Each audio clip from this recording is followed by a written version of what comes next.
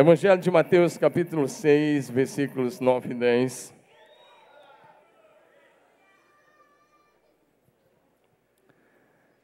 Portanto, vós orareis assim: Pai nosso que estás no céu, santificado seja o teu nome. Venha o teu reino, faça-se a tua vontade, assim na terra como no céu.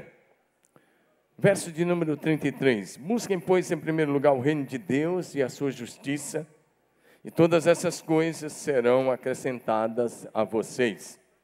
Amém? Pai, essa é a tua maravilhosa palavra.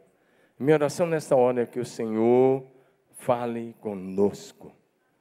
Tua presença é muito, muito bem-vinda neste lugar. Na verdade, a tua presença é a razão deste culto. Tudo que queremos é que somente a tua presença manifesta entre nós. E traz espírito de sabedoria, de revelação, enquanto a tua palavra é ministrada. Oramos que seja assim em nome de Jesus. Diga amém. Quero falar hoje sobre a família e o reino de Deus. Diga comigo, a família e o reino de Deus. A gente pode fazer melhor, não pode? A família. Esse é o assunto de hoje à noite. Eu aproveitei que uma vez por mês nós temos a apresentação das crianças. E eu quero aproveitar esse dia de consagração dos nossos bebês ao Senhor e falar um pouco sobre família com você, que é tão importante. Esse texto, bastante conhecido aí fora, mas talvez você repetiu as palavras desse texto, mas assim como um papagaio que aprende algumas palavras, decora e fala. E isso não faz nenhum sentido. Mas quando Jesus disse que a gente precisa orar assim: Pai nosso que estás no céu, santificado seja o teu nome. Quando nós oramos, venha o teu reino e faça-se a tua vontade aqui na terra, como ela é feita aí no céu. Quando nós oramos assim, nós estamos dizendo a Deus: Deus, eu não quero viver apenas no nível do governo dos homens dessa terra. Deus, eu não quero apenas viver no nível da política que rege essa nação. Eu não quero viver apenas naquilo que a economia que rege essa nação. Deus, eu não quero viver nem mesmo de acordo com os princípios religiosos que regem muitas das igrejas. Mas quando você ora assim, você tem que estar dizendo: Deus, eu quero a manifestação do céu na terra. E eu quero que o governo do céu, que o reino do céu, que não é um reino político, mas que é de justiça, de paz e de alegria no Espírito Santo, torne-se real, através da minha vida, da minha casa, da minha família, da igreja, e torne-se realidade na minha sociedade. E nesse texto Jesus termina dando uma receita. Ele diz: busca o reino de Deus em primeiro lugar. Nossa missão diariamente, antes de qualquer coisa, é buscar o reino de Deus. Mas parece que nós vivemos uma inversão desses valores. Nós buscamos as coisas do reino dos homens. E se sobra tempo, a gente busca o reino de Deus, mas esse nem de longe foi o ensino de Jesus. Por isso hoje quero olhar um pouco com vocês sobre a família e o reino. A família atual está sendo bombardeada, atacada na sua base. Há um ataque deflagrado, planejado contra a família formal, contra a família tradicional. E esse ataque vem de setores ideológicos das nações e desta nação. Setores ideológicos que querem destruir a família formal para formar uma sociedade sem Deus, para formar uma sociedade marxista. O marxismo sabia que para entrar no mundo ocidental não daria para entrar pela força, como eles fizeram em muitas nações.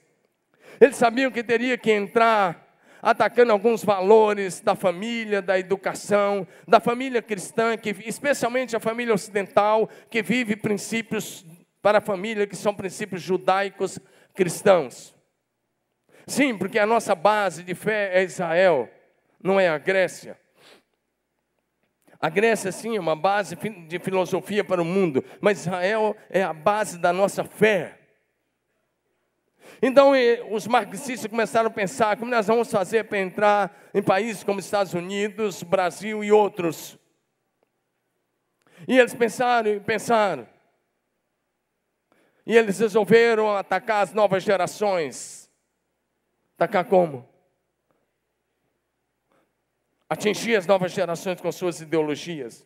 Então eles começaram a tentar atingir a geração dos filhos que os pais tinham ido para a guerra. Os filhos que estavam crescendo, que eram filhos dos pais que tinham lutado na Segunda Guerra, estavam crescendo especialmente com as mães. E eles começaram a apresentar suas ideologias para esses filhos. Depois os anos foram se passando, e no período da guerra do Vietnã, eles entraram com um slogan, e esse slogan parecia bonito, o slogan deles, mas por trás disso tinha toda uma ideologia para entrar. Isso que você está ouvindo aqui não é um discurso político, não. Mas é uma palavra de alguém que enxerga um pouco o que está acontecendo com relação às famílias. Eu já vou entrar no texto em si, mas eu preciso dizer isso de introdução. Então, no final dos anos 60, 1969 e 70, eles começaram usando um slogan. É o slogan dessa ideologia: faça amor e não faça guerra. Parecia bonito. Era a geração também que dizia paz e amor. Usava os dois dedos, paz e amor. Faça amor, não faça guerra. Parecia bonito.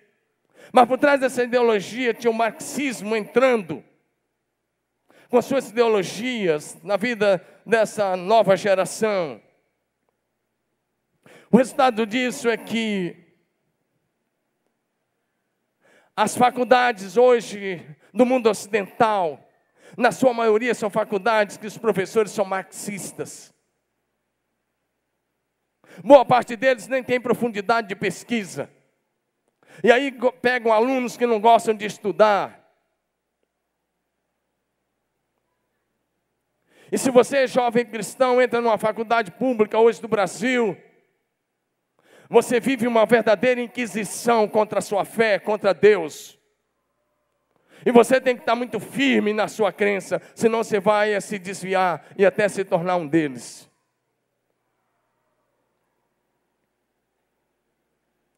Mas antes isso era só na universidade, mas agora essas ideologias estão começando lá, com as crianças de 5, de 6, 7 anos, com a ideologia de gênero. Isso é um ataque, porque o marxismo sabe que para dominar uma nação, primeiro você tem que destruir a família formal, depois você tem que destruir a educação, e você tem que destruir a fé. E isso leva em média 30 anos ou mais. Por isso que os filhos precisam receber em casa dos seus pais os princípios elementares da fé cristã, a base para a sua fé. Sim, senhores pais, um garoto judeu de 12 anos de idade, ou melhor, um garoto judeu de 10 anos de idade, criado na educação da sua fé em Deus, um garoto judeu de 10 anos de idade, ele sabe de cor a tradição oral de Abraão ao pai dele, e ele sabe de cor Gênesis, Êxodo, Levítico, Número e Deuteronômio. Um garoto judeu criado nessa educação, de 14 anos de idade, um adolescente de 14 anos, ele sabe de cor a tradição oral de Adão ao pai dele. E ele sabe de cor todo o Velho Testamento, ou no mínimo todos os princípios da fé judaica no Velho Testamento. O problema é que nossos garotos dentro de casa são muito mais educados pela TV E tem muito mais tempo de internet do que de comunhão com a família e de ensino da Bíblia.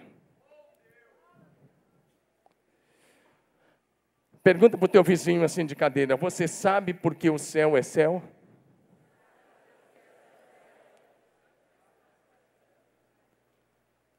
Olha para mim, você sabe por que o céu é céu? Se você pegar isso hoje desse culto, eu vou ficar satisfeito. Primeiro, quero dizer a você que o céu não é céu simplesmente porque as ruas são de ouro, porque tem o rio da água da vida, que é puro como cristal, porque as portas são de pérola. O céu não é céu por causa dessas coisas. O céu só é céu porque Jesus Cristo reina absolutamente lá, e todos que ali habitam fazem a vontade de Jesus. É isso que faz o céu ser céu, é Jesus reinar absolutamente, e os querubins, serafins, anjos, arcanjos, todos esses seres e todos os salvos fazerem a vontade de Deus, que é boa, perfeita e agradável. O que eu estou tentando dizer? O dia que Jesus Cristo reinar no seu lar absolutamente, o dia que Jesus for Senhor da sua família absolutamente, e o dia que Jesus reinar na sua casa, o seu lar será um pedacinho do céu na terra. Pergunta ao teu vizinho: você quer que o teu lar seja um pedacinho de céu na terra? Diga: entronize Jesus Cristo. Entronize Jesus Cristo, faça Jesus Cristo Senhor absoluto da sua casa. E lá será um pedacinho do céu. Amém? Porque se Jesus não for Senhor lá, pode ter outros seres tentando mandar lá. E se esses seres entrar lá, vai virar um pedacinho do inferno. A escolha é sua.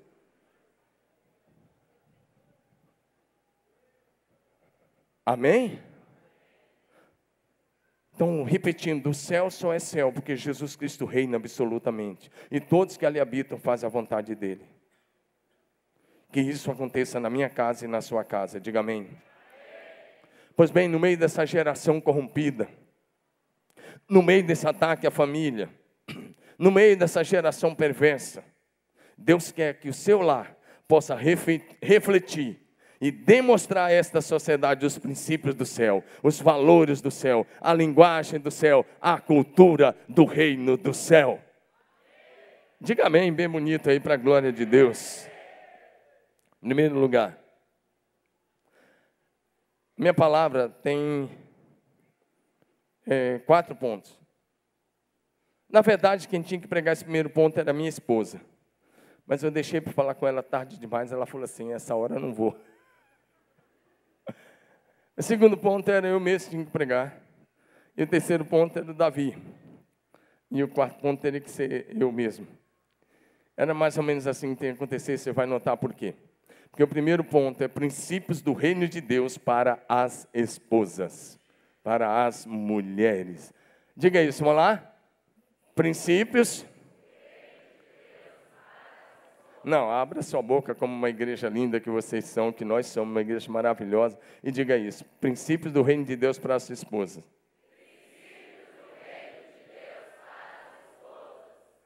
Aperta o cinto aí, esposas, mulheres. Dá uma apertada aí, que vai vir algumas coisas interessantes. E os maridos vão vibrar, mas depois vai chegar a vez deles. Então, pode deixar que vai ter para os dois lados. Para as 3 gerações, amém? Vamos tentar fazer isso agora? Princípios do reino de Deus para as esposas. Primeiro quero começar com o mandamento do Senhor para as esposas. Eu gosto de pensar nesse versículo de Efésios 5, 22, como um mandamento. Porque o texto não aparece como uma opção. O texto não aparece como uma condicional. E o texto diz assim: as mulheres sejam submissas ao seu próprio marido, como ao Senhor. As mulheres, pode ler esse versículo comigo, as moças, as mulheres, namorada, quem vai casar, vai ser esposa um dia pela fé. Lê comigo, vamos lá? as mulheres.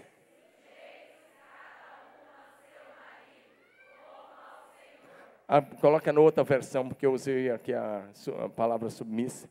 Só esse versículo.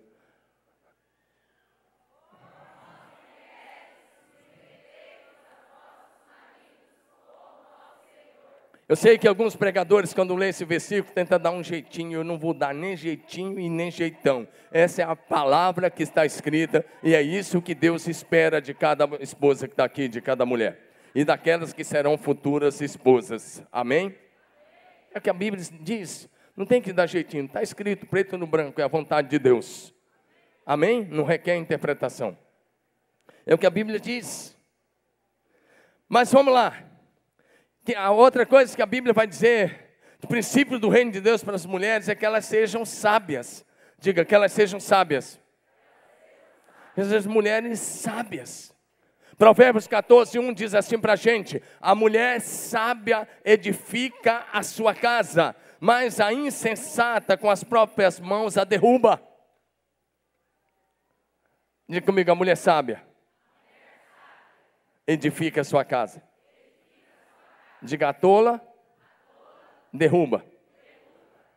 Sabe quando é que a mulher é tola, insensata? Quando ela gasta mais no cartão de crédito. Quando ela sai fazendo dívida para depois o marido pagar, sabe lá como. Quando ela não administra as finanças da sua casa.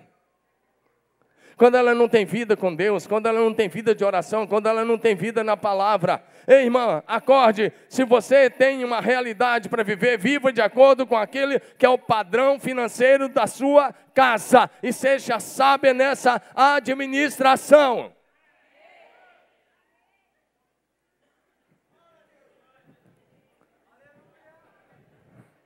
Amém? A mulher sábia edifica. Mas você destrói também, sabe quando, mulher? Olha para mim. Quando você tem a boca grande. Quando você fala demais. Quando você quer ser mulher cristã, quando você quer ser o Espírito Santo na vida do teu marido, você nunca será o Espírito Santo na vida do teu marido. Para de azucrinar o ouvido dele. Você é a pior pregadora para o teu marido. Você não vai ganhar teu marido pregando. Você vai ganhar o teu marido vivendo a palavra de Deus, tendo estilo de vida santo, andando em integridade, santidade diante de Deus, diante das pessoas, e tendo um excelente testemunho. Ei, o papel do Espírito Santo é exclusivo dele. Não adianta você chegar lá em casa hoje e falar: você viu que o pastor pregou? É para você, é para você. Daqui a pouco o cara tem que ir lá na ortopedia, que está com as costelas tudo quebradas, de tanto cutucão.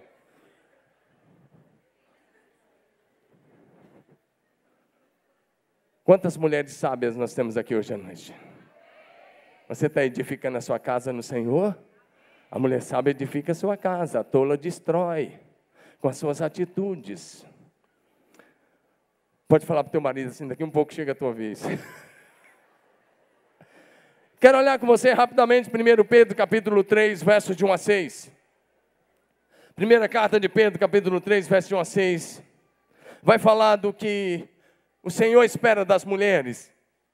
Mulheres, sede vós igualmente submissas ao vosso próprio marido, para que, se ele não obedece à palavra, seja ganho sem palavra alguma, por meio do procedimento de sua esposa, a observar o vosso honesto comportamento cheio de temor. Amém? Diga amém. Coloca o texto de novo, verso 1. Olha para frente. O texto vai dizer o quê? Semelhantemente, mulher, seja submissa ao vosso marido, para que, se algum deles não obedece à fé, seja o ganho sem... Seja o ganho sem... São as mulheres, seja o ganho sem... Então, aquilo que eu falei, para de azucrinar o ouvido dele. Você tem que ter uma excelente comunicação com seu marido e ele com você. Mas você é uma péssima pregadora para ele. Tudo que você quer, todas as mudanças que você quiser que o Senhor faça, Quando seu marido sai para o trabalho, ou você saiu no seu horário, seu secreto, se ajoelha lá e começa a dizer: querido Espírito Santo, opera essa e essa e essa e essa mudança no meu marido. Fala do teu marido para Deus e para de falar de Deus para ele. Vou repetir, para de pregar para o teu marido e fala do teu marido para Deus. Então Deus vai mudar primeiramente você, depois Ele muda o teu marido. Amém? Quem está entendendo aí? Os maridos estão entendendo? Vai sobrar para você daqui a um pouco. Presta atenção. E o texto continua. Olha, por que tirou o texto, meu amigo? Vamos lá. Próximo versículo, que é o 3.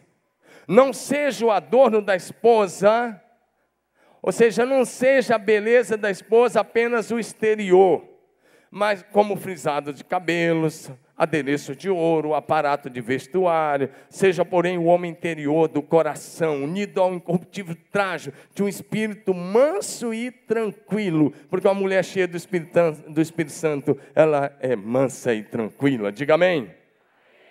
Que é de grande valor diante de Deus, pois foi assim também que a si mesmas se ataviaram outrora as santas mulheres, que esperavam em Deus, estando submissas ao seu próprio marido, como fazia Sara, que obedeceu a Abraão, chamando-lhe Senhor, da qual vós vos tornastes filhas, praticando o bem e não temendo perturbação alguma. Diga amém. Ei, querida, olha para mim, talvez você está tão preocupada numa excelente apresentação, mostrar uma excelente performance para o teu marido, ou para as pessoas que estão em volta, ou para as outras mulheres, que a mulher se arruma para outra mulher ver que ela está bonita. Mas presta atenção, é que está cheio de gente que é assim, né? Doutor Paulo, eu não vou pregar contra você, pode ficar tranquilo, nós estamos juntos aí. É isso aí, ele é cirurgião plástico, se eu começar a falar aí complica para mim. Eu não vou, de jeito nenhum, não vou falar disso. Mas quero só que você entenda, o texto diz, não fica tão preocupada com o exterior. Ele diz o que Deus quer ver. É um espírito manso, tranquilo. É a beleza interior. É o que está além do envelope. Além do exterior. Ele quer ver o coração. Porque o homem olha para a beleza exterior e Deus olha para a beleza interior. Posso ouvir um amém? Você sabe que hoje as casas têm a terceira torneira. Você tem a torneira da água fria, a torneira da água quente e a torneira que tinge o cabelo. Esse cabelo fica tudo aí desse jeito. Não teve graça, né? Mas os inteligentes entenderam. Você é inteligente. Vamos lá. Então a preocupação é essa. Mas outra coisa.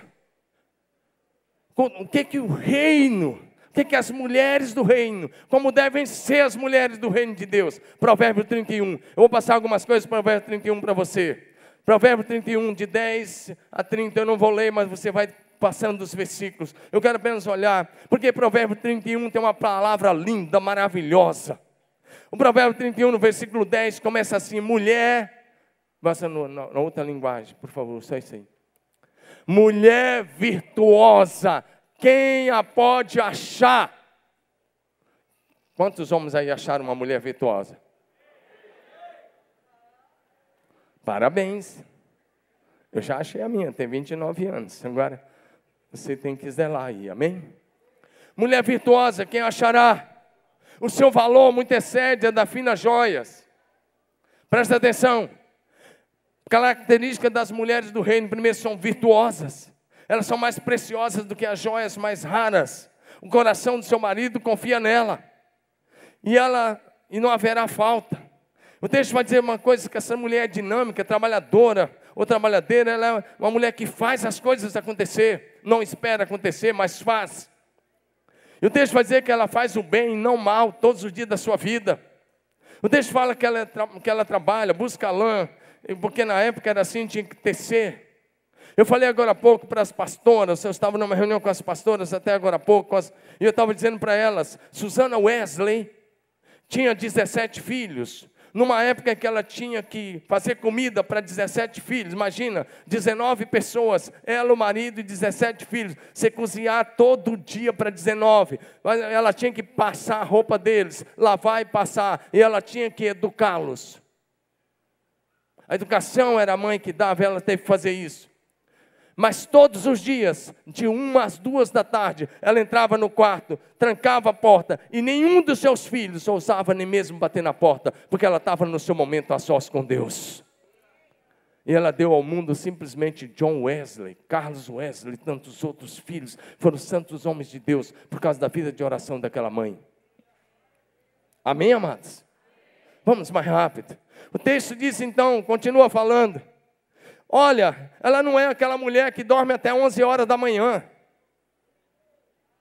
Que o marido vai para o serviço, não sabe nem que hora que a mulher vai levantar. Não sabe nem que hora que ela vai sair de debaixo da coberta. Porque, afinal de contas, ela ficou até de madrugada vendo televisão. E agora tem que dormir até às 10, às 11.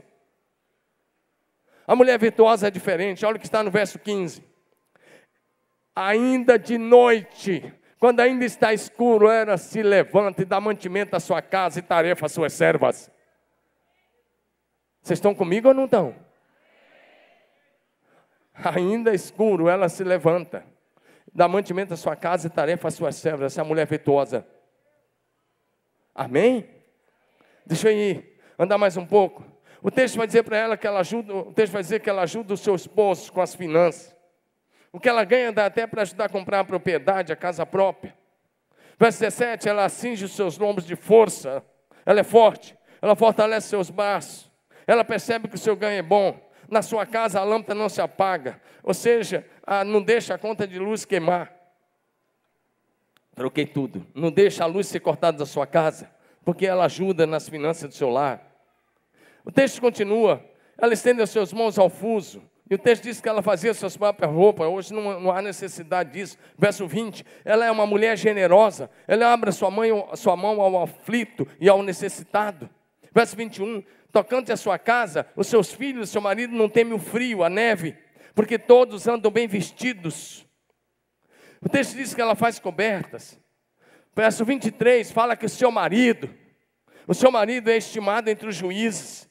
Quando ele se assenta entre os anciãos, todo mundo sabe, aquele lá é o marido da mulher virtuosa. Olha para mim. Maridão, olha para mim. Se você tivesse que ser conhecido pela esposa que você tem, como você seria conhecido? Não, acho que você não entendeu. Vou repetir. Se você tiver que ser conhecido pela esposa que você tem, como você será conhecido? Porque o esposo da mulher virtuosa era conhecido entre os juízes, os líderes, por causa da esposa que ele tinha. Ou mais, o texto continua. O texto vai falando do trabalho dela, verso 25. A força e a dignidade são seus vestidos. E ela não teme o futuro. Ela não tem preocupações porque ela confia no Senhor e porque ela é alguém que é dinâmica. Verso 26 fala que ela é sábia, que ela fala com sabedoria, que ela dá a instrução da bondade e que a instrução, a sabedoria sai da sua boca. Verso 27. Ela entende que o bom andamento da sua casa, ela atende ao bom andamento da sua casa. E diz que ela trabalha, não come o pão da preguiça. 28. Levanta-se os seus filhos e a chamam bem-aventurada. Seu marido a louva. E seu marido diz, muitas mulheres procedem virtuosamente, mas tu a todas sobrepujas. Amém? Quantas mulheres virtuosas nós temos aqui hoje? Eu fiz só de pegadinha, não é você que tem que dizer se você é virtuosa. É o seu marido e os seus filhos. Só pode levantar a mão aqui agora, marido e filhos. Quantos maridos que estão aqui, e não vale mentir, está na casa de Deus, hein? Quantos maridos e filhos que estão aqui, tem uma mulher virtuosa lá na casa, a esposa e mãe, levanta a mão. Teve gente que só levantou meia mão assim. Mas parabéns a você que tem uma mulher virtuosa lá na sua casa. Aleluia!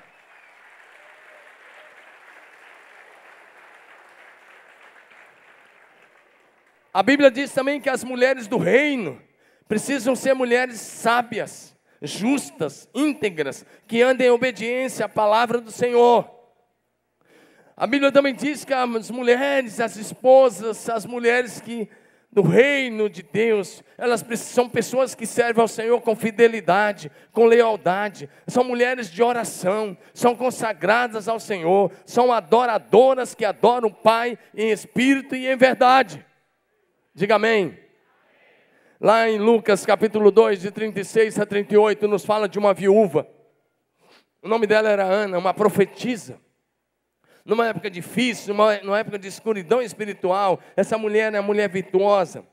Ela tinha sido casada só 7 anos, e agora ela já estava com 84 anos. Mas a Bíblia diz que ela não se apartava do templo. Ela passava o dia lá no templo orando e jejuando, orando e jejuando. E quando José e Maria levaram Jesus, ela pega no colo e ela profetiza. E ela diz, ele é o Messias. Amém, amados? Irmã, como é que foi sua adoração hoje? Como é que está sendo sua adoração agora, enquanto você recebe a palavra? Porque aqui é a adoração, enquanto você recebe a palavra.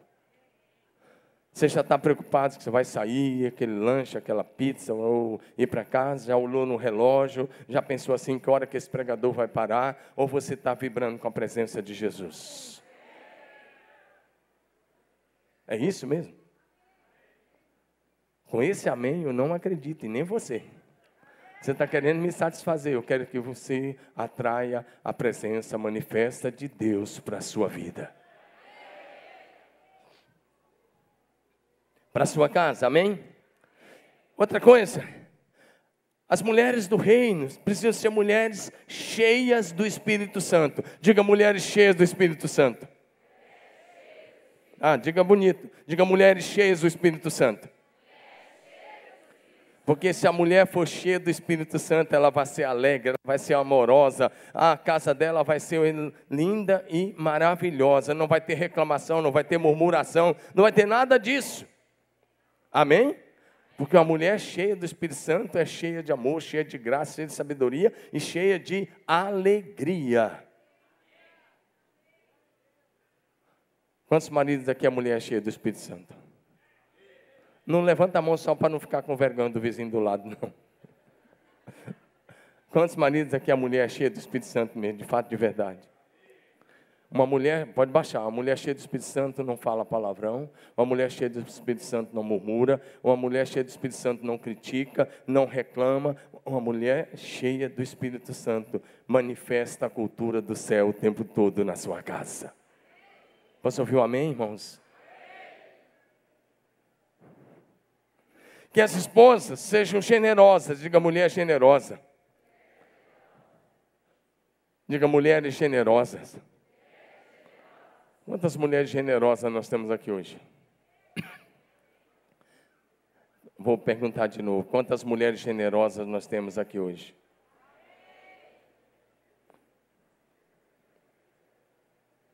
Lucas capítulo 8, verso de 1 a 3 diz assim: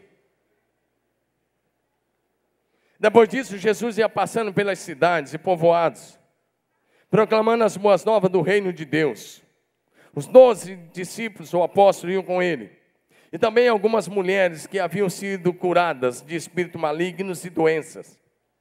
Maria, chamada Madalena, de quem haviam saído 7 demônios. Joana, mulher de Cusa, administradora da casa de Herodes. Susana e muitas outras. Essas mulheres ajudavam a sustentá-los com seus bens. É bem interessante porque o evangelista Lucas aqui, ele dá alguns detalhes que, para a época, para hoje, alguns já iam achar estranho, mas para a época essas mulheres andavam com Jesus. E Jesus não tinha carro, claro que não tinha na época. A pé, longas distâncias. Às vezes, caminhada de 150 quilômetros, 180, 200, às vezes mais. Você sabe que o território de Israel hoje é muito reduzido, mas mesmo sendo reduzido, ele dá pelo menos 430 quilômetros, ou 450 quilômetros o seu comprimento. E Jesus andava. E na época o território era bem maior. Mas sabe o que acontece? Além dos seus discípulos, seus 12 que iam com ele e muitos outros, a Bíblia fala de algumas mulheres, dentre elas Maria Madalena, Quando a gente visita Israel hoje, um dos lugares que a gente vai é Magdá, que é um dos lugares, uma cidadezinha onde essa mulher viveu. A cultura cristã aí fora espalhou que Madalena era uma prostituta. A Bíblia não diz isso em nenhum lugar. A Bíblia diz que ela era possessa de 7 demônios. O Senhor libertou. E ela se torna uma discípula fiel de Jesus. E pelo jeito ela era uma mulher rica. Tinha uma outra mulher chamada Joana. O esposo dessa mulher era administrador do palácio de Herodes. Uma outra chamada Susana e muitas outras. O texto diz muitas outras. E o texto diz que essas mulheres sustentavam o ministério de Jesus com seus bens. Quantas mulheres querem ajudar a causa de Cristo com seus bens? Levanta a mão. Se não levantou, você quer o quê? Talvez você não vai ter, porque talvez você não tenha esse coração. Eu quero encorajar você a ser uma mulher generosa. Porque uma mulher generosa é uma mulher próspera. Diga amém. Quantos querem ser prósperas aí? O número de mão aumentou, mas para ser próspero você tem que ser generosa. Amém? E que as mulheres sejam continuadoras da missão de Jesus. Deixa eu falar uns 10 minutinhos com os homens. E nós vamos ter o terceiro ponto e nós vamos orar. Agora, olhando para isso, princípios do reino de Deus para os maridos. Mulher, agora cutuca ele e fala assim, fica atento. Fala, recebe a palavra de Deus aí, varão.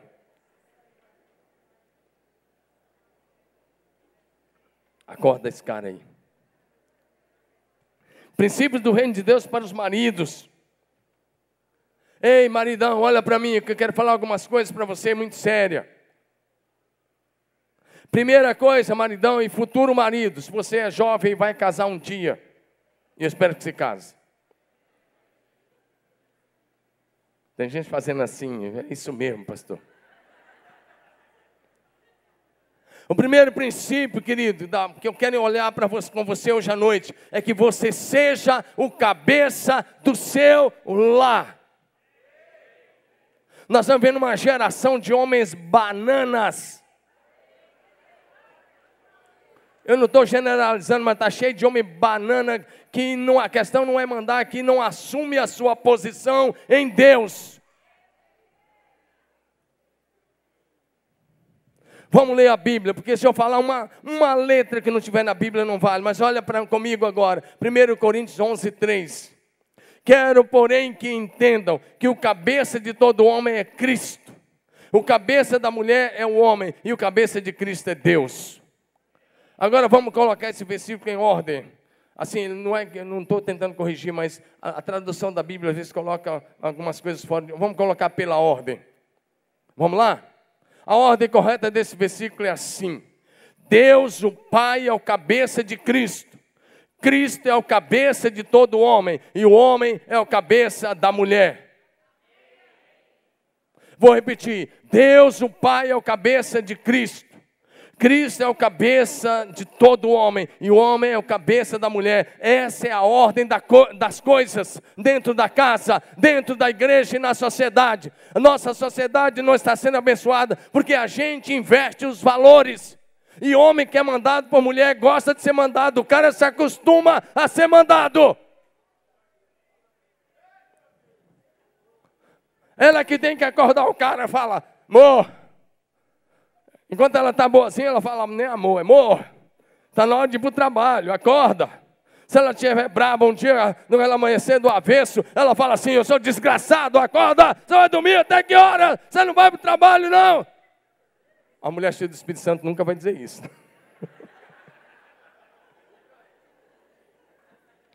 Mas, querido,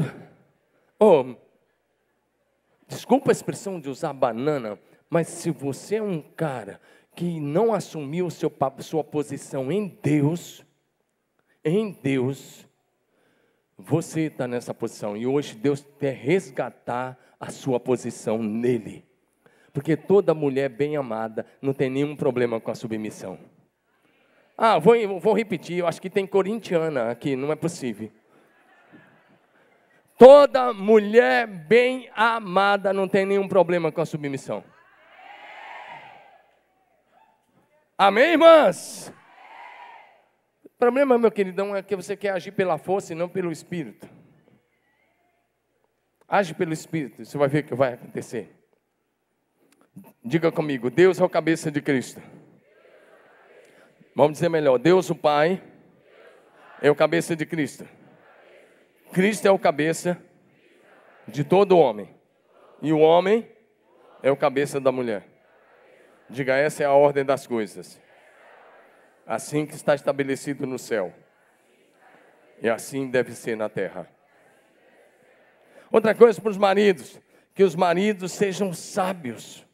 E tratem as suas esposas com consideração, estima e honra. Amém, amadas? 1 Pedro 3,7. 1 Pedro 3,7 diz assim, maridos. Olha o que diz assim, do mesmo modo, vocês, maridos, sejam sábios. O temor ao Senhor é o princípio da sabedoria. Diz, marido, seja sábio no convívio com a sua mulher. Trata a sua mulher com honra, como parte mais frágil e co-herdeira do dom da graça da vida, de forma que não seja interrompida as suas orações. Quantos maridos querem ter orações atendidas aqui? Levanta a mão. Conserta em casa com a tua mulher. Porque se você tiver brigado com ela, não adianta ir lá se ajoelhar e dizer, oh Deus, eu te amo, Deus, eu estou aqui. Deus atendeu, diz assim, acerta primeiro com a sua esposa. Porque se você quer ter o canal de comunicação livre com Deus, viva bem com a sua esposa. Está cheio de marido que não sabe viver bem com a sua esposa e depois quer ir para diante de Deus, dar uma de santo. E Deus diz, chega com essa hipocrisia. Acerta com a esposa, então o canal estará livre com Deus. É o que está no texto. Se você não viver bem com a esposa, sua oração está interrompida. E está interrompida por Deus. Vai ficar interrompida até que você se acerte. Então aproveita logo aí e já pede perdão. Amém? Quantas esposas estão entendendo? Então fala para ele, essa é para você, rapaz. Qual é o mandamento do Senhor Jesus para os maridos? Gosto de pensar que no mandamento do Senhor para os maridos. E a Bíblia diz assim, Efésios 5:25. Maridos, ame cada um a sua mulher. A sua mulher, não é a mulher dos outros não, hein, rapaz? Marido, ame cada um a sua mulher, assim como Cristo amou a igreja e a si mesmo se entregou por ela. Ou seja, o mandamento de Jesus Cristo para o marido é: ame a sua esposa com amor sacrificial e incondicional. Diga bem bonito, amor sacrificial e incondicional. Porque Jesus derramou seu próprio sangue, foi sacrifício na cruz. E o amor dele é incondicional. Mesmo que a gente erre, ele continua amando.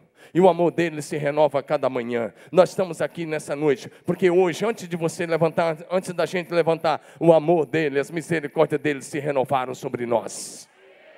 Então, quero dizer, há um mandamento para mim como marido e para você que é marido. Ame a sua esposa com amor sacrificial, incondicional e um amor que se renova a cada manhã. Todo dia você tem que dizer para a bonitona que está aí do seu lado, ó, está de pé o meu compromisso e eu te amo hoje mais do que no dia que me casei com você.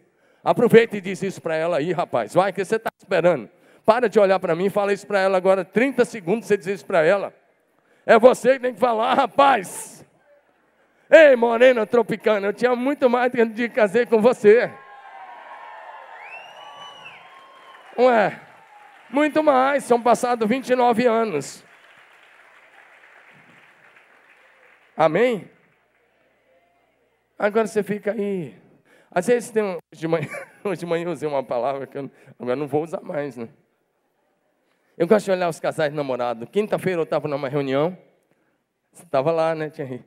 Eu estava numa reunião com os meninos. Eu chamo de meninas, são todos jovens casados. Só tinha o Davi, que ainda está solteiro por pouco tempo. E está chegando aí, né? E aí, eu estava olhando. Falei, eu fiz o casamento de toda essa turma.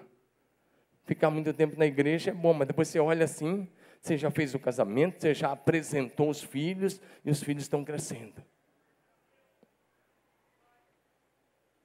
Amém? Aí eu estava falando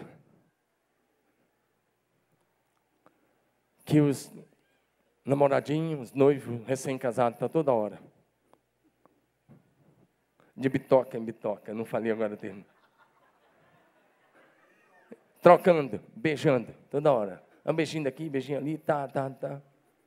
Eu falo assim, eu quero ver daqui 29 anos como é que vai estar. Eu falei 29 porque eu tenho 29 anos de casado. Eu quero ver daqui 30 anos.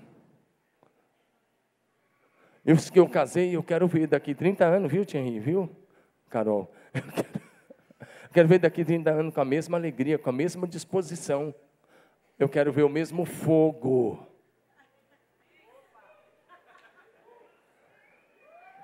Bom, deixa eu continuar. Porque hoje é fácil.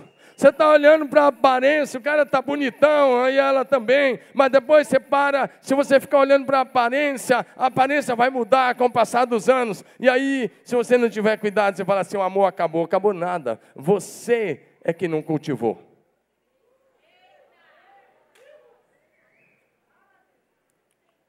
Que o esposo, valores do reino, princípio do reino para o marido, que o esposo seja íntegro, que o esposo seja justo, que o esposo seja um homem temente a Deus, seja um homem que evite fazer o mal. A Bíblia fala de Jó 1, verso 1, havia na terra de Uz um homem, e o texto diz que ele era íntegro, reto, temente a Deus e evitava fazer o mal. Que o esposo seja um homem de oração, que o esposo seja um homem de oração, um sacerdote na sua casa. Presta atenção nisso, maridão. Talvez você transferiu a oração da sua casa para sua esposa. Ei, está cheio de marido aqui que fala assim, não, você ora, mulher. Não, esposa, você ora, a oração é com você. Ei, você está transferindo para a tua mulher algo que Deus disse que era o seu papel. Maridão, coloca o relógio para despertar mais cedo. Se levante e se ajoelhe e ore pela sua esposa e seus filhos todos os dias. Apresente a sua família diante de Deus antes do sol nascer. Apresente seus filhos, eles vão sair e vão encarar escolas e faculdades, como eu disse no início da mensagem. Eles precisam ser blindados pela oração do Pai.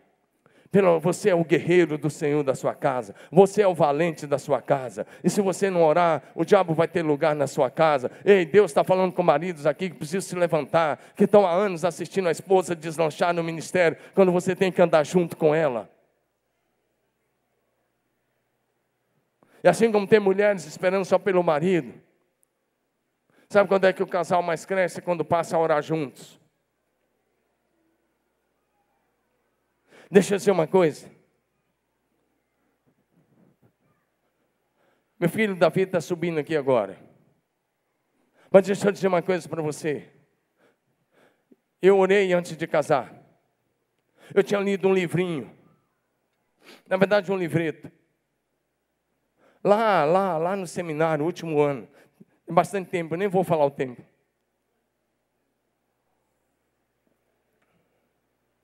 E eu li uma história lá no livro, de como que uma moça da igreja do Dr. David Nguishu, como é que ela casou. E eu era solteiro. Eu falei, vou fazer esse negócio também. Então eu escrevi as qualidades da esposa que eu queria ter. E um dia eu estava olhando uma revista e eu vi o nome dessa esposa. E vi uma matéria muito simples, alguma coisa muito simples. Eu coloquei meu dedo da mão direita lá e falei, vou casar com ela. Lendo uma revista. Eu escolhi pela revista. Fala, pastor, quando chegasse a encomenda, fosse diferente. Aí eu não sei. E a gente se encontrou lá em Brasília. Era uma convenção batista brasileira, viu, Mecenas? Era uma convenção de 1988, janeiro. E eu fui no aeroporto internacional de Brasília com meu cunhado. E vinha uma e ele falava, vê aquela. Eu falava, se for aquela, eu corro. Aparecia a outra, ele falava, vê aquela. Eu falei, se for aquela, eu me escondo. Finalmente apareceu uma magrinha que pesava uns 46 quilos lá, uns 48, mas pensa, estava bem mais magra que agora. É que o casamento fez bem para ela. Estou brincando.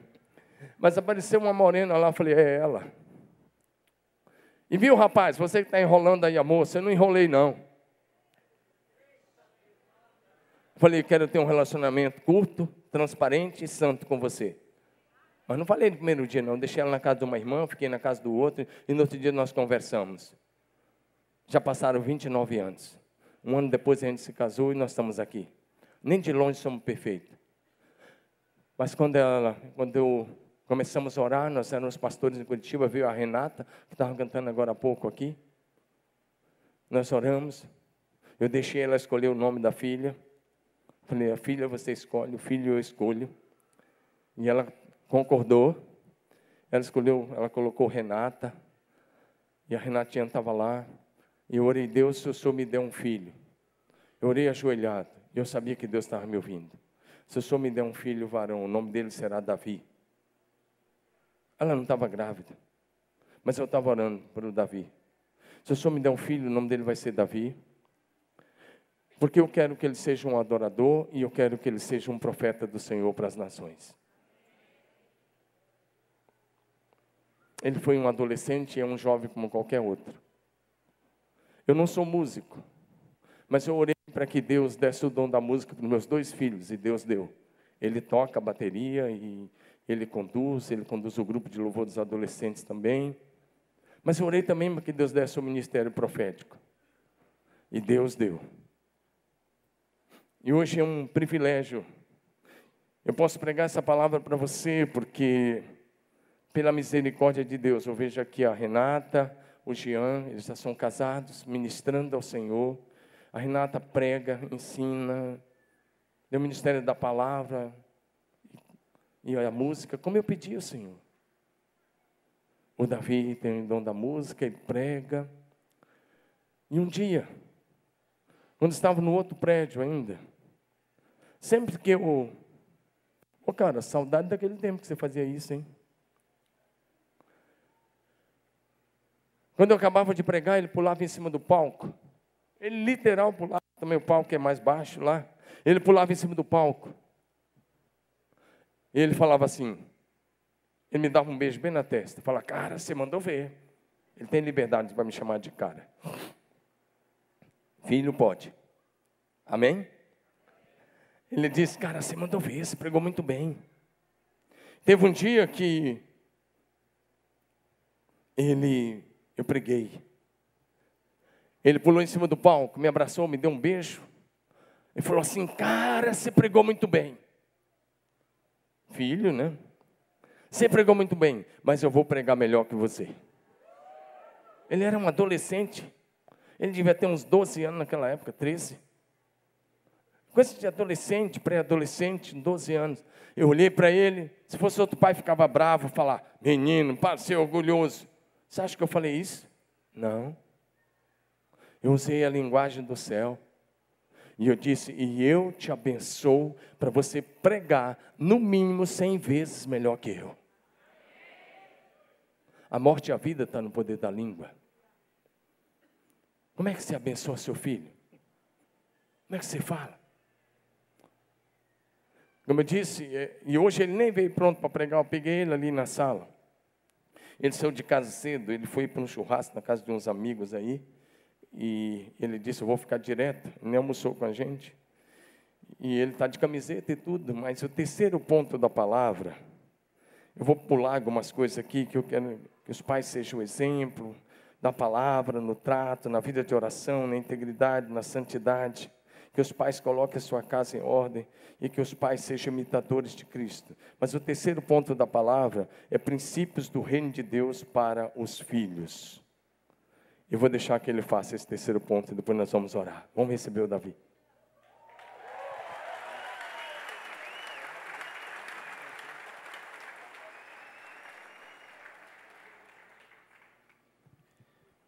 Literalmente, ele me chamou no intervalo entre um culto e outro. Falou, Davi, seguinte, você recebeu o e-mail que eu mandei do sermão? Eu falei, pai, eu recebi, eu não olhei não, mas eu recebi. Aí ele falou assim, não, beleza, porque você vai fazer o terceiro tópico da mensagem. Eu falei, amém. Então, vamos embora. Como a gente sabe aqui, o pessoal da equipe pastoral vai me entender, porque aqui na primeira igreja batista a gente é forjado no calor da batalha. Não é não? Então, vamos rapidão, curto, rápido, objetivo, porque falar sobre princípios do reino de Deus para os filhos, a gente tem que abrir um texto que todo mundo conhece, certo? Nós vamos abrir Êxodo, capítulo 20, versículo 12. Mas antes de abrir, tira da projeção, porque eu acho que tem uma galera que sabe de cor. Honra o teu pai e tua mãe. Quem sabe, fala bem alto. Honra o teu pai e a tua mãe, para que se prolonguem os seus dias na terra. Pode projetar para a gente ler. Honra teu pai e tua mãe, a fim de que tenhas vida longa na terra, que o Senhor, o teu Deus, te dá.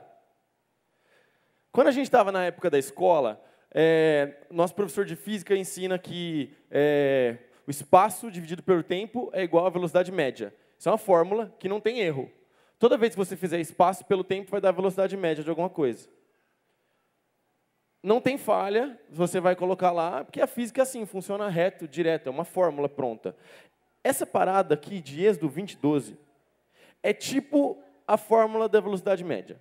Por que eu estou falando isso? Porque toda vez que for aplicado, não tem erro, vai funcionar. Isso é um princípio bíblico. E princípio bíblico é imutável e é eterno.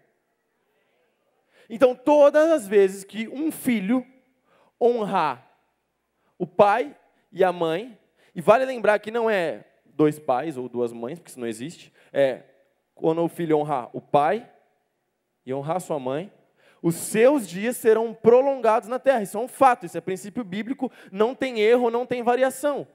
É simples. Isso vai durar para sempre.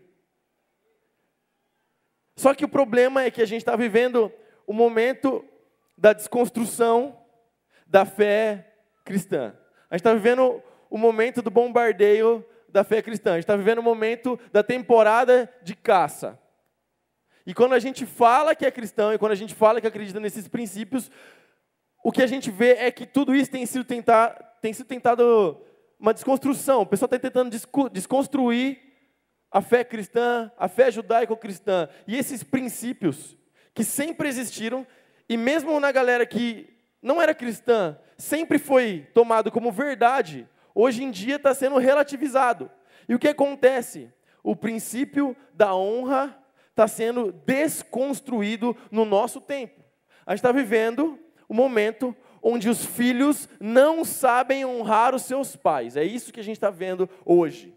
É isso que a gente está vendo hoje em 2018. Filhos que não sabem honrar os pais. Aí você está olhando para mim, eu tenho 25 anos, talvez o pessoal mais velho não tenha identificação. Mas se você é mais velho, se você já tem os seus filhos, ainda assim você é ou você já foi, se os seus pais já não estão mais aqui, mas você teve seu pai e a sua mãe. E o princípio se aplica para você, porque o princípio é honra o teu pai e a tua mãe, é independente de idade, é independente do período, o princípio da honra, ele permanece. Então eu não estou falando só com o pessoal da minha idade, eu não estou falando só para o pessoal do multi, mas eu estou falando para essa igreja inteira. Honra o teu pai e a tua mãe, para que se prolonguem os teus dias na terra. É simples.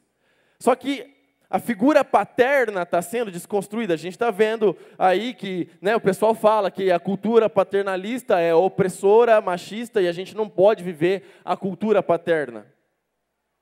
E aí, mediante a isso, eu sei que eu não deveria nem falar sobre os pais aqui, mas os pais acabam se calando, acabam falando, deixa isso aí para lá, cara. E quando eu falo pai, estou falando do pai mesmo, do pai, homem. E essa questão do homem se calar, isso é um problema tão sério. Fala disso rapidinho. Não devia estar falando sobre o pai, não. Devia estar falando só sobre os filhos, mas isso é uma coisa tão séria, porque isso é um dos maiores males da humanidade. Presta atenção, lá em Gênesis, quando a serpente foi tentar a mulher, ela chegou, deu o fruto que a mulher não deveria comer, a mulher comeu, deu para o marido, o Adão comeu e já era. Interessante é que, provavelmente, se o Adão não estava perto, ele estava vendo a parada acontecer. A gente não pode afirmar isso, mas eu imagino, e mesmo que ele não tenha visto, A Eva comeu e chegou e levou para ele o fruto. Sabe o que ele deveria ter feito? Ele deveria ter falado, não, você errou e eu não vou comer essa bagaça.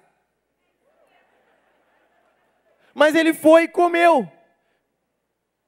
Ele foi conivente com a situação, ele ficou calado. Deixa eu falar aqui com quem é homem que está aqui me assistindo. Mesmo que você não pense que você é homem, você é homem. Deixa eu falar com você, presta atenção.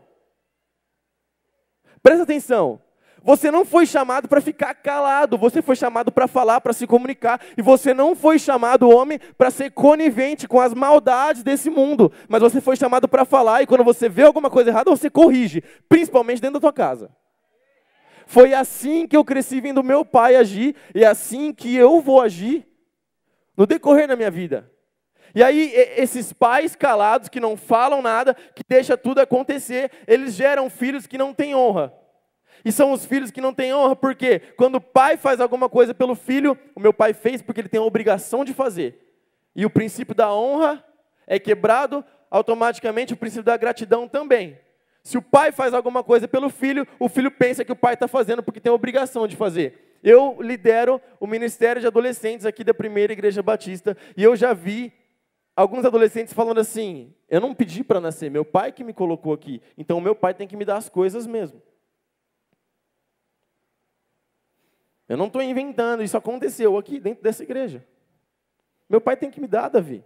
Eu não pedi para nascer. Meu pai que me colocou aqui. Então ele tem que me dar as coisas mesmo. Se não me der, faço show, eu quebro as coisas, jogo as paradas para cima mesmo. Saio de casa, vou dormir na casa da minha avó, faço o que eu quiser. São filhos sem honra. A gente está vivendo esse tempo dos filhos que não têm honra, dos filhos que não honram os pais. Sabe o que é pior? Nós estamos na Primeira Igreja Batista de Marília e aqui nós acreditamos no discipulado, certo? A gente acredita no discipulado. Tem discipulador aqui? Tem discipulador? Tem discípulo também? Massa. E aí sabe o que acontece? O discípulo honra o seu discipulador. Não é verdade? Não é assim que a gente aprende? Você tem que honrar o seu discipulador, aleluia. E aí, fica naquela rasgação de seda e chama o discipulador de pai. É meu pai, é meu paizão, é meu papai. E dá presente, manda mensagem todo dia. Eu no trabalho, faz selfie, manda para o discipulador, faz um monte de coisa. Não manda uma mensagem para o seu pai. Honra mais o discipulador do que o pai. Chama o discipulador de paizão, de pai. E quando seu pai quer almoçar na tua casa, fica contando tempo para ele ir embora. Uma inversão de valores tão grandes, um negócio que não dá para entender. É meu discipulador, é meu paizão, vai, faz uma festa, compra presente, gasta dinheiro, faz um monte de coisa, mas não honra o próprio pai, o pai biológico. Davi, mas o meu pai, ele não é cristão, ele não é servo de Deus, não importa. Davi, mas você não conhece a história da minha casa, você não sabe o que meu pai fez comigo, também não importa. Você tem que honrar o seu pai da mesma forma, você tem que, se seu pai fez algo com você, libera perdão sobre a vida do seu pai, sobre a vida da sua mãe, e honre o teu pai e a tua mãe, para que os seus dias se prolonguem na terra. É princípio, não falha. É princípio. E esse princípio, ele não tem exceção, ele não tem espaço para a gente achar justificativa para não o praticar. Quando a gente honra os nossos pais, a gente dá continuidade. Quando seu pai é cristão e você honra, automaticamente você dá continuidade à fé da sua casa. Eu sou filho de pastor, né? Claro. E eu não precisava ter falado que sou filho de pastor, né? Todo mundo sabe, eu acho. Mas, enfim, foi mal. Mas eu já vi alguns outros filhos de pastores que têm pavor do pai ser pastor e quer ser qualquer coisa no mundo menos parecido com o pai. E eu não estou falando necessariamente que filho de pastor precisa ser pastor, mas esse princípio se estende. Filhos de pessoas que são servos de Deus, que servem na igreja, mas que não cultivam o princípio da honra e querem ser qualquer coisa, menos parecido com os pais que servem na igreja, que servem o reino de Deus. E isso não está certo, porque isso não traz a continuidade que a Bíblia nos ensina. Quando Deus se apresenta para Moisés, como ele se apresenta? Eu sou o Deus de Abraão, Isaac e Jacó. É um Deus geracional, é um Deus que quer abençoar a sua geração. O nosso Senhor Deus quer abençoar a sua geração. Papai, mamãe, o nosso Deus quer abençoar você, a sua esposa, Ele quer abençoar os teus filhos, Ele quer abençoar os filhos dos teus filhos, Ele quer abençoar a tua geração toda. E para que isso aconteça, tem que haver o princípio da honra. Quando a gente cultiva a honra, as nossas gerações são abençoadas. Pai, eu te amo muito, eu sou quem eu sou hoje, porque você me construiu, você me ensinou a ser um homem de Deus, a ser um homem honrado. Eu vou casar daqui a pouco e eu tenho certeza que eu vou ser um excelente marido, porque eu vou imitar as tuas atitudes que eu vou fazer lá na minha casa, porque dentro da minha casa, graças a Deus, eu tive um excelente exemplo de marido. Mãe, eu te amo muito, muito mesmo. Obrigado por tudo que vocês fizeram por mim. Eu estou aqui hoje e eu sou quem eu sou hoje, por causa do meu pai e da minha mãe. Eu amo vocês demais, demais mesmo, e para sempre, enquanto eu viver, eu vou honrar vocês. Amo muito vocês.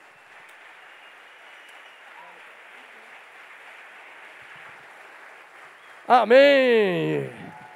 Amém! O tempo passou. Peço à equipe de louvor que venha. Você lembra que eu disse que ele vai ser melhor que eu, 100 vezes mais? Eu não falo inglês, ele fala inglês fluente. Ele está fazendo pós-graduação já em teologia sistemática. E logo, logo ele vai ser um grande líder para a glória de Deus. E enquanto eu viver, pelo menos 2 vezes por dia, ou mais, eu vou estar lá ajoelhado, dizendo: Deus abençoa o Davi. Deus abençoe a Renata. Deus, e depois eu vou ter que orar assim: abençoa os netinhos.